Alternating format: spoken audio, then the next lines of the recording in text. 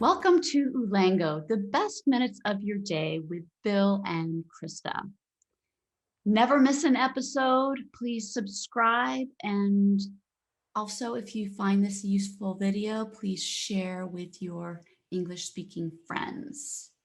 My name is Krista, and I am an English tutor and also running an immersion trip for English to sunny Arizona.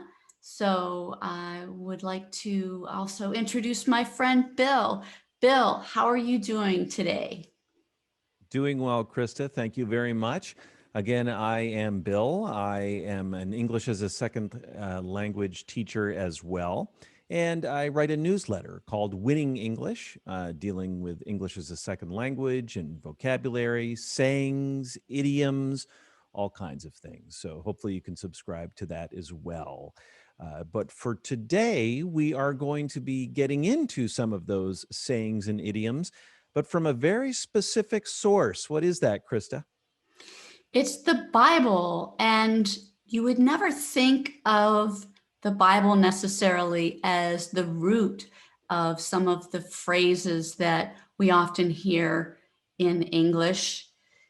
Uh, the first one that comes to mind is to wash your hands of the matter. And it means to basically absolve your responsibility, meaning you don't take any responsibility or distance yourself from any possible blame or outcome. This comes from Matthew 27:24 in the NIV. Pilate saw that he wasn't going to get anywhere and that a riot was developing. I'm sure you remember this scene. Uh, so he sent for a bowl of water and washed his hands before the crowd, saying, I am innocent of this man's blood. The responsibility is yours. So wash your hands of the matter, biblical in basis. And when I think of wash your hands of the matter, I think of exactly that. You know, I'm not responsible for this. I'm basically saying you do whatever you want to do, and I take no liability or responsibility. So wash your hands of the matter. Bill, can you think of a particular um, way to use wash your hands of the matter? Well, I think this one actually is good in so many situations. It sounds a little formal, maybe a little poetic to say, wash your hands of the matter. That's appropriate, giving the source material, right, which tends to be very formal. But you can use this really in any setting, business, formal, casual, and people will understand what you're saying. They might or might not get that it came from the Bible, but they will understand what you're saying when you say you are washing your hands of the matter. Yeah. And in a regular setting, if something happens, like, say, I don't necessarily agree with my friend that um, that we should do a certain thing, like, I don't know, um, buy a certain item or go a certain place, then I could say, well, that's fine. I'm not necessarily interested in buying that, but I wash my hands of the matter, and whatever will be, will be. So that is an example of using wash your hands as the matter of the matter. So And yeah. usually, you're feeling a sense of disgust too. You're just like, ugh, Mm-hmm. I am so done with this. Right. And Mm-hmm. you're walking away from it. Right. Mm-hmm. Now, turning to another one, this one's from the book of Daniel. It's, I can read the writing on the wall. Okay, what would that mean? If there's writing on the wall, it probably seems pretty obvious. Well, this comes from a story in where the king of Babylon, some writing magically appeared on the wall, but he could not read it. He couldn't read this writing. He didn't know what it meant. So he had to go and get some experts and figure it out. And, eventually he really wasn't able to read it and really understand what was going on, which was bad for him because down he goes. But if you can read the writing on the wall, it's good because you can read the magical writing, you understand what's going on, and you can act appropriately. So if you say, I can read the writing on the wall, it means that you get it and you can do what needs to be done. So, Krista, you have any thoughts on times that you had to read the writing on the wall and make some changes? Yes. For example, my son may have made a mistake that I can see. As often parents, we can see what's going on, but young people may not be able to tell what's going on. And I can foresee that maybe that wasn't the best decision. So I can read the writing on the wall that this decision maybe wasn't the best one for him. So I can foresee, because I have wisdom and I'm a little bit older and more experienced and mature, that that decision was maybe not the best one. And I can read the writing on the wall that it's going to be a little bit of a disaster. So there's an example of I can read the writing on the wall. Do you have anything else that comes to mind, Bill? Yeah, I always think of this one in terms of office politics. Mm. Sometimes you really are advocating for something at your place of work, and other people are opposing you. And you know what? Comes down to the point where one person has to win.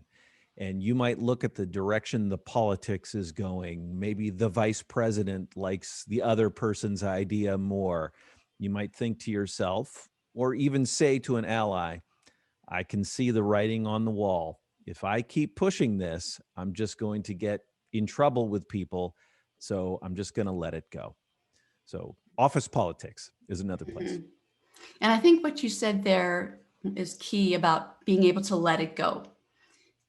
I just have to absolve myself to just let whatever may be to be. So, all Yeah. right, another And one hopefully, that, right. yeah. Go ahead. Yeah. Hopefully you won't have to bite the dust. Right. Yes. And bite the dust is another one that comes from the Bible. And it means,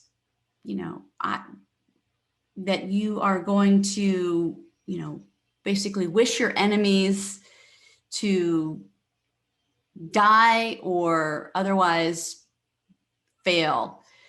So you might say that person is really terrible and I just wish they would bite the dust. And this one comes from Psalms 107. They reeled and staggered like drunkards. Um, Seven. I'm sorry. It was Psalms 72, 9. And the verse is, may desert tribes bow down before him and his enemies lick the dust. So Yeah. that's another really visual way of, if somebody falls over in death, then you're hoping that they fall down flat and die. So it's very, you may think of the song, Another One Bites the Dust by Queen, that is, a use of this, and it just means another one died. Another one is, stopped existing. Do you have any That's thoughts on that exactly one? what I was. Yep. That song, it makes me think of another saying, you stole my thunder, which is to say, I was going to talk about that song and you got to it. So I'm jealous now that you talked about that. Yeah, I absolutely recommend go and listen to Queen's "Another One Bites the Dust." And I have to be honest, I had no idea that that came from as a reference to a Bible phrase. I just thought it meant what it meant. So at least for me, I think it's a perfect example of how I have used this saying all my life. I have sang along to a song for most of my life and had no idea that that's where it came from. Hmm. So yeah, another one bites the dust, or Yeah. just bites the dust. Yeah. Yes. Hmm. Exactly. And So I that, guess we have. Go ahead. knowing that you've heard it all the time and sang that song and used it all the time, you must be at your wits end, which is another saying that comes from the Bible. Bill, will you explain that one? Absolutely. I am at my wits' end that I did not know this. So, wits' end comes from Psalm 107. Let me read you the phrase and then I'll work into it. They reeled and staggered like drunkards. They were at their wits' end. Okay. So you can kind of picture you've lost your mind a little bit. Your wits are your intelligence, your ability to think clearly. And if you get to the end of those wits, you are at the end of that ability. Maybe you're very emotional or you're just shutting down, right? You're at your wits end. Sometimes you just get very angry when you're at your wits end. So you will hear people say this all the time. "Ugh, I'm at my wits end." You'll hear it at work, you'll hear it in personal life. And I have to say, I didn't know it came from the Bible. So, any other examples, Krista? Wits end. Well, I think of a recent situation that came up with me, and there is a friend who absolutely loves to travel. And she used to be a travel agent. She goes on these wonderful trips all the time. And I'm hearing about them all the time and wish that I could go on these trips. And I'm so tired of hearing about these trips that I'm at my wits' end, which basically means I'm tired of it. I don't want to hear it anymore. I'm at my wits' end of hearing about bragging about going to different, exotic locations. So it, That it can makes be, perfect sense to me. yeah. I often So, think of kids too, right? So little kids, especially, mm-hmm, will make you be at your wits' end, right? They mm-hmm, just push and they demand mm-hmm, to the point where you're just at your wits' end. I think of that mm-hmm. as well. Yeah, yeah. Well, I want to remind everybody to like, share, and subscribe these episodes. Um, Bill, I have a little bit of a surprise for you. Oh, Would you be willing to have a contest on making up a little story using these phrases like we've done before with some of our other phrases? oh, I'm up for a challenge. All Who's going right. first?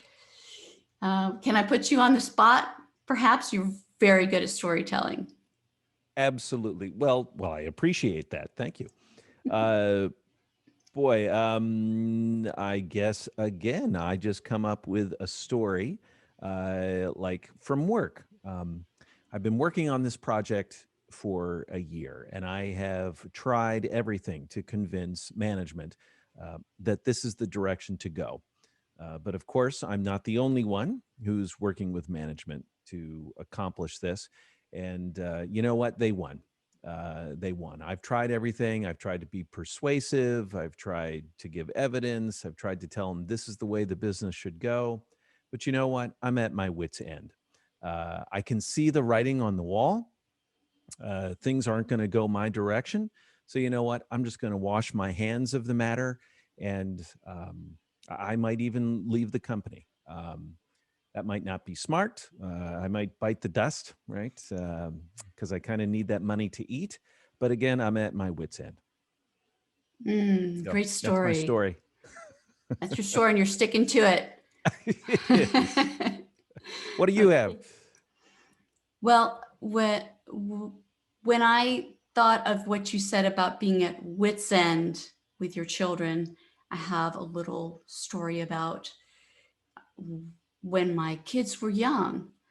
So oh my gosh, they would do things like one of the times that uh, the younger brother was angry with the older brother, he put some really gross concoction in the shampoo bottle. So he mixed like some flour and some water, and like he had this liquid that was very smelly and rank, meaning it was very bad. Just And he put gross. that Yeah. shampoo, that gross shampoo bottle, in his brother's bathroom, thinking that he would eventually take that shampoo bottle and wash his hair with the gross concoction. And I did not know this was going on. So I could not read the writing on the wall. Although I knew they were a little upset with each other, I had no idea that this would transpire, that it would get to this level. Um, his dad, however, was like, something's going to happen. I can read the writing on the wall that there's going to be this conflict. Of course, none of us had an idea that this was going to happen. But after it did, um, I washed my hands of the matter and said, you know what? You were very mean to your brother and he got back at you.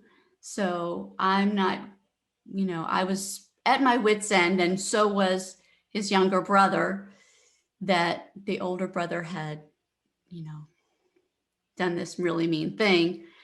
And his younger brother really wished that he would bite the dust, that his older brother would bite the dust when he put that shampoo concoction uh, in his shampoo bottle.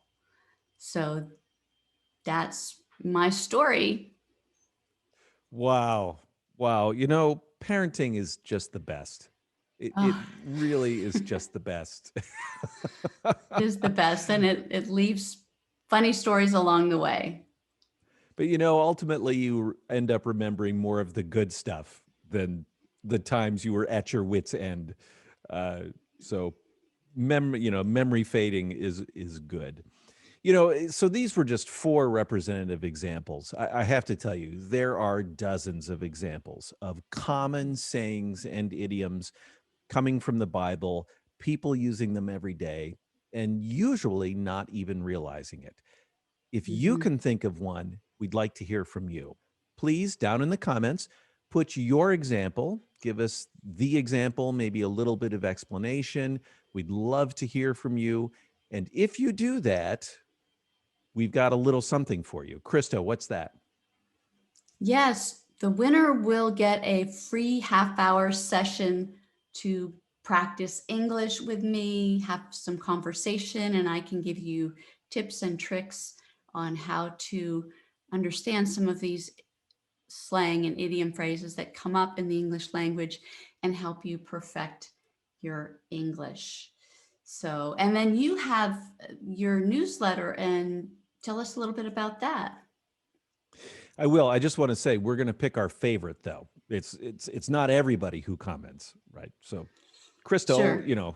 can't be online, 24 hours a day, 7 days a week. So we'll, Right. we'll pick our favorite and then go from there. And yes, I do ask if you wouldn't mind, please go over to winningenglish.substack.com. That's where you can find my posts, which comes as an email newsletter, or you can read it online.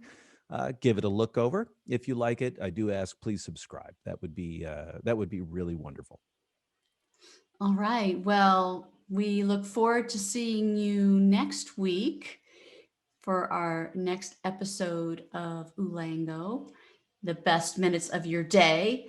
And, you know, I hope that you've learned some very interesting phrases from the Bible that can be used in everyday English. So, all right, Bill, good to see you again. Good to see you, Krista. Take care. All right, bye now. Bye.